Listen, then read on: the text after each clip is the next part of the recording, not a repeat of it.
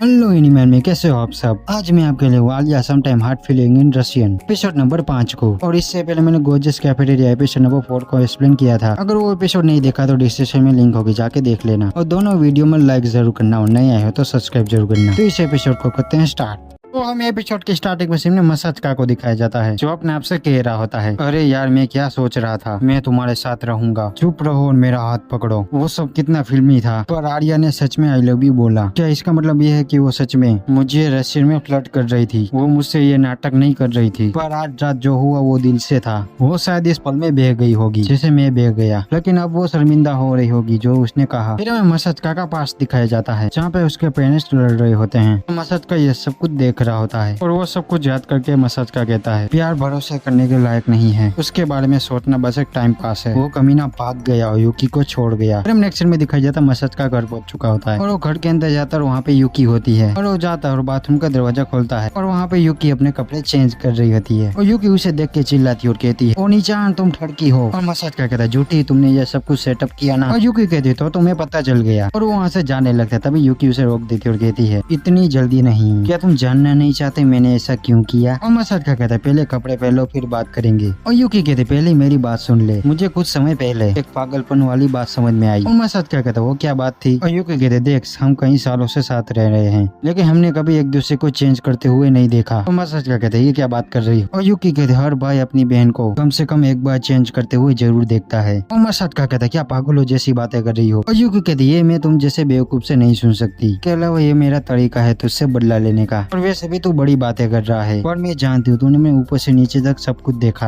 और मसाचका कहता है, यूकी तुम में कुछ देखने जैसा है ही नहीं। और इतना कहने के बाद वहाँ से जाने लगता, लेकिन यूकी फिर से उसे रोक लेती और कहती है, तू किसी को भी बेवकूफ नहीं बना सकता, तुमने देखा ना, तुमने मुझे ऊपर से नीचे तक देखा है ना। और मसाचका कहता है, सब नीचे तक। और फिर से वो दोनों वहाँ पे लड़ने लगते हैं। फिर हम नेक्स्ट में मसाचका का रूम का सीन दिखाया जाता है और मसाचका कहता है, तुम अपने बाल मेरे रूम में क्यों सुखा रही है। और यूकी कहती है, क्या मासा ने तुम्हें स्टूडेंट काउंसिल ज्वाइन करने के लिए मना लिया। और मसाचका कहता है, हाँ लेकिन एक शर्त है, मैंने डिसाइड किया है कि मैं आर्या को स्टूडेंट काउंसिल प्रेसिडेंट बनाने के लिए पुश करूंगा। और ये सुनकर यूकी का रिएक्शन ऐसा होता है कुछ, अरे नहीं आर्या ने मुझे चोट दी और तो और मेरे बड़े भाई को भी मुझसे दूर कर दिया। और मसाचका कहते, ये क्या बकवास कर रही हो। और यूकी कहते, अब तुम दोनों बाबू सोना हो है ना, क्या तुम्हें मेरे बूब्स पसंद नहीं थे, इसके बजाय तुम्हें आर्या क्या पसंद आए, मेरे नहीं। और मसाचका कहता, अब ये बातें तुम कहाँ पे पहुँचा रही हो। और यूकी कहते, तुमने अपनी आंखें खोलनी चाहिए ब्रो, क्या तुम्हें पता है मेरे बूब्स आर्या से बूब्स से बड़े हैं। मसाचका कहता, मैं पेटी शोर हूँ, दोनों में से कोई भी ओके नहीं है। और यूकी कहती, क्या तुम अपनी बहन के बूब्स को छूना नहीं चाहोगे। और मसाचका कहता, अपना मुंह बंद कर। और यूकी कहती, मैं मजाक कर रही थी, तुमने ये पहले ही कर लिया है। और मसाचका कहता, मुझे याद नहीं है। और यूकी कहती, क्या तुम भूल गए, ये तब की बात है जब मैं सेकंड ईयर में थी, टैग गेम खेल रहे तो हम दोनों टकरा गए और तभी तुमने मैंने लेफ्ट साइड के बूब्स को दबा दिया था। और मसाचका कहता, मैं जरूर याद रखता, अगर कैसा कुछ हुआ होता तो अपनी फिल्मी कहानी अपने पास ही रखो, और वैसे भी तब तुम बहुत बीमार पड़ती थी। और यूकी कहते, अब देखो मैं कितनी ठीक हूँ, मिडिल स्कूल के बाद मैं कभी बीमार नहीं हुई, और अब ये लो मेरे बाल को सही करो। और आखिरकार तुमने आर्या का साथ देने का डिसीजन कर लिया, और मुझे पता तुम मुझसे बहुत प्यार करते हो राइट, और अब मैं ठीक हूँ, ओके थैंक यू। और कभी तुम आर्या से थक जाओ एनी टाइम मेरे पास वापस आ सकते हो। और रूम के बाहर जाने के बाद यूकी कह रही होती है, तो उसने कोई ऐसा ढूंढ लिया जो उसे मोटिवेट कर सके,